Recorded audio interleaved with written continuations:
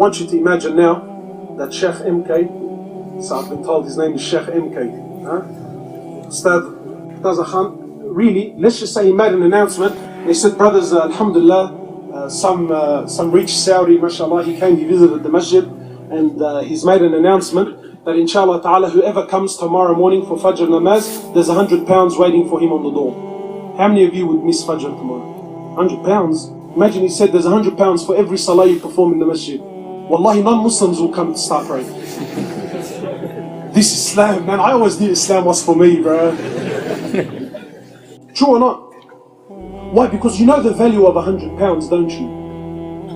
But you don't know the value of Rasulullah sallallahu alayhi wa sallam. For £100, so you might think, yeah, so what's this got to do with crawling on your hands and knees? But let's say Shaykh MK bumped it up a bit. Let's say the Shaykh said that the same guy from Saudi, he said there's £1,000 for whoever comes to the masjid crawling on his hands and knees. Wallahi, tomorrow morning, Green Street will become like a zoo.